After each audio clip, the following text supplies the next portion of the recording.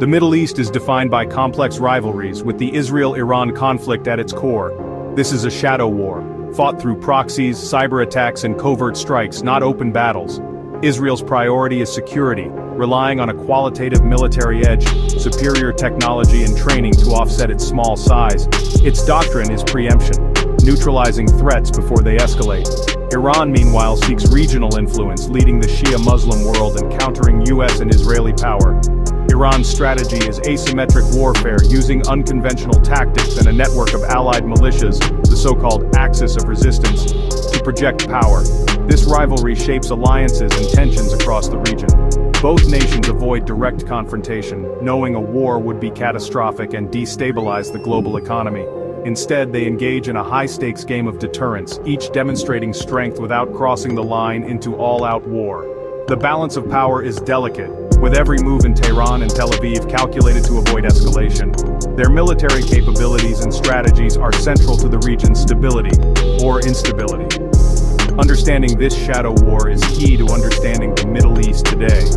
The conflict's global impact is felt in oil prices, shipping lanes, and the fight against terrorism. The shadow war continues, shaping every strategic decision. The world watches, hoping the balance holds. In this video, we'll break down the military strengths that keep this shadow war simmering, not exploding. Let's compare the scale of Israel and Iran's militaries. Iran's population is over 88 million, with around 610,000 active personnel split between the regular army and the elite IRGC. The IRGC controls Iran's missile program and its network of proxies, giving Iran deep manpower and regional reach. Israel, with under 10 million people, has about 170,000 active troops. But its real strength is in its reserves.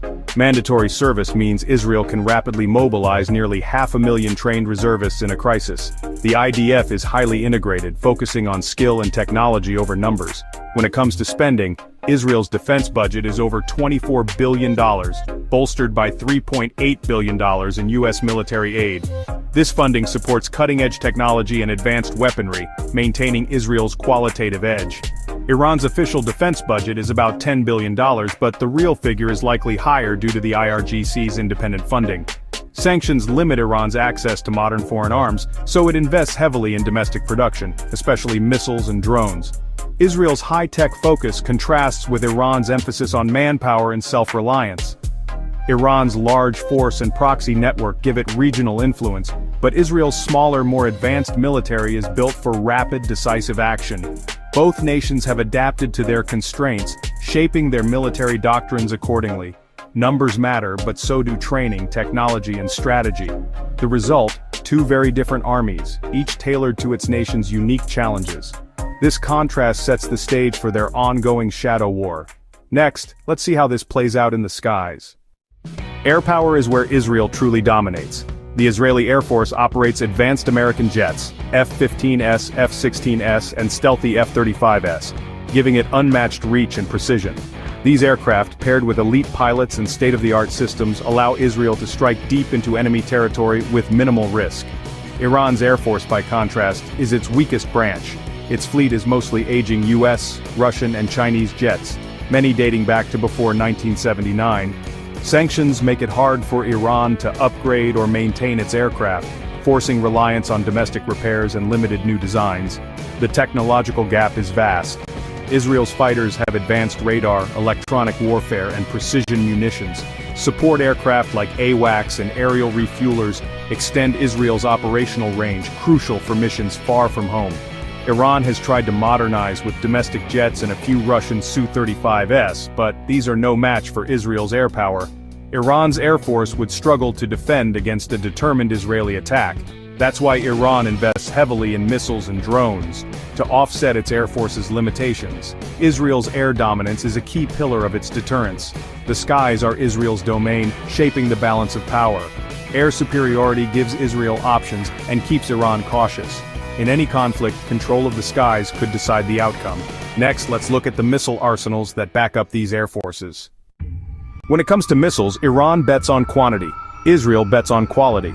Iran has the largest, most diverse ballistic missile arsenal in the Middle East. Thousands of missiles, from short range to those capable of reaching Israel. Its focus is on overwhelming defenses with mass launches, improving accuracy to threaten military and strategic targets. Israel's missile force is smaller but far more advanced. The Jericho series, believed to be nuclear-capable, gives Israel a powerful second strike option. Israel's doctrine is precision, hitting high-value targets with pinpoint accuracy, not mass barrages. Iran's strategy is saturation, hoping some missiles get through even the best defenses. Iran also fields cruise missiles and anti-ship missiles, expanding its threat to regional bases and shipping. Israel counters with integrated intelligence, air power, and advanced missile defenses. The result? Iran's numbers versus Israel's technology. Both arsenals are central to their deterrent strategies. The missile race is a high-stakes game. One miscalculation could change everything. Now, let's see how drones are changing the battlefield.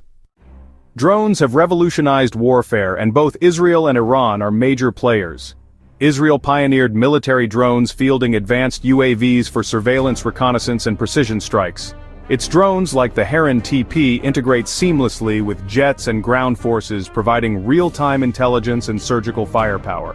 Iran, unable to match advanced air forces, turned to mass-producing drones, especially cheap, expendable kamikaze models like the Shahed 136.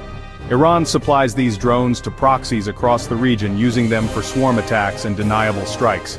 Israel's drones are high-tech, reliable, and hard to counter, fitting its doctrine of quality and integration. Iran's approach is quantity overwhelming defenses and creating constant low-cost threats. Iranian drones have proven effective in conflicts from Yemen to Ukraine. For Israel, drones are a force multiplier for Iran. They're a way to challenge superior enemies. The drone war is a new front in the shadow conflict. Unmanned systems now shape the tempo and tactics of modern battles. Next, let's examine the air defenses that try to stop these threats. With missiles and drones flying, air defense is vital. Israel leads with a multi-layered system: Iron Dome for short-range rockets, David's Sling for medium threats, and Arrow 2/3 for long-range ballistic missiles. Iron Dome's 90% plus success rate has saved countless lives, while Arrow 3 can intercept missiles in space. These systems are combat-proven and highly reliable, forming a shield over Israel. Iran's air defenses are improving, anchored by Russian S-300S and domestic systems like Bavar 373. These protect key sites but lack Israel's integration and combat experience. Iran's vast territory means coverage gaps, and its systems would struggle against Israeli stealth and electronic warfare. Israel would likely target Iran's air defenses early in any conflict. While Iran's defenses are credible, they're not impenetrable. Air defense is a constant race. Technology and tactics always evolving. Now let's look at the ultimate deterrents: navies and nuclear capabilities. Israel and Iran's navies reflect their strategic priorities. Israel's navy is small but advanced, focused on protecting its coast and offshore gas fields. Its Dolphin-class submarines, believed to be nuclear-capable, provide a hidden second strike option. Iran's navy is split. The regular navy projects power in the Indian Ocean, while the IRGC Navy uses swarms of fast boats to threaten the Persian Gulf and Strait of Hormuz. These asymmetric tactics can disrupt shipping and challenge larger navies. The nuclear question looms large. Israel maintains nuclear ambiguity but is widely believed to have dozens, if not hundreds, of warheads, deliverable by missiles, jets, and submarines. This nuclear triad ensures a devastating second strike capability.